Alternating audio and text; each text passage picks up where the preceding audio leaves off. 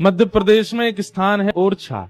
ओरछा में राम राजा सरकार का मंदिर है। वहां के राजा थे श्री मधुकर शाह। उनका ऐसा नियम था, कोई भी तिलकधारी अगर उनको दिख जाता था, कंठीधारी, धोती पहना हुआ, किसी भी रूप में कोई वैष्णव वेश में उनको दिखता था, अपने सैनिकों को उन्होंने आज्ञा दे रखी थी कि कोई भी वैष्णव वेश में दिखे उसको ससम्मान मेरे नगर में लाया जाए। उसको माला पहनाते, तिलक करते, आरती करते, दक्षिणा देते। अपरिचित, जानते ही नहीं है, फिर भी क्यों? क्योंकि तुमने कंठी पहनी है, तुमने तिलक लगाया है, तुमने धोती पहनी है, तुम ठाकुर जी के वेश में घूम रहे हो, इसलिए। ऐसे थे श्री मधुकर शाह जी। एक बार मनचले लोगों ने गधे को पकड़ के उसको तिलक लगा दिया और उसके गले में कंठी माला पहना दी और उसको ओरछा के मार्ग में छोड़ दिया। बोले ये मधुकर शाह राजा जो है, ये बहुत अपने आप को तिलकधारियों को प्रणाम करना, कंठी वालों को प्रणाम करना, ये बहुत अपने आप को बहुत विशिष्ट दिखाता, इसको प्रणाम करके दिखाए तो माने हम। ये कहता है तिलकधारी कोई भी हो मैं सबको वंदन करूंगा, तो लोग गधा आ रहा है तिलकधारी।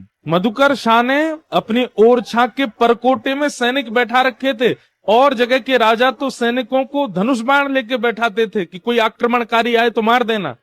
लेकिन मधुकर शाह ने पूजा की थाल, माला और दक्षिणा लेकर के बैठा रखे थे। कोई भी संत अगर ओरछा के बाहर से निकले, उनको रोक करके पूछना, अगर अवसर हो तो भीतर लाना, नहीं तो तुम ही लोग वहीं से तिलक, माला और दक्षिणा देकर के विदा कर देना।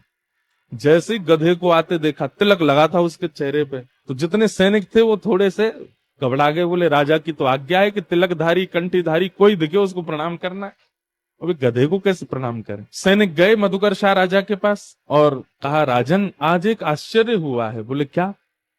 और दिन तो मानव तिलक लगा करके आते हैं, कंठी पहन के आते हैं, तो हम उनको प्रणाम करते हैं, पर आज एक ऐसा जीव तिलक लगा करके आया कि हम सोच रहे हैं प्रणाम करें कि नहीं। मधुकर शाह बोला कौन है? बोले आप खुद ही चल के देखो। बाहर आकर के देखा तो एक गधा घूम रहा था, घास खा रहा था, उसके तिलक लगा था, गले में कंठी माला थी। मधुकर शाह के नेत्र सजल हो गए, आनंदित हो गया और अपने सैनिकों से बोला, अरे तुमने प्रणाम क्यों नहीं किया? बोले कि महाराज ये तो गधा है।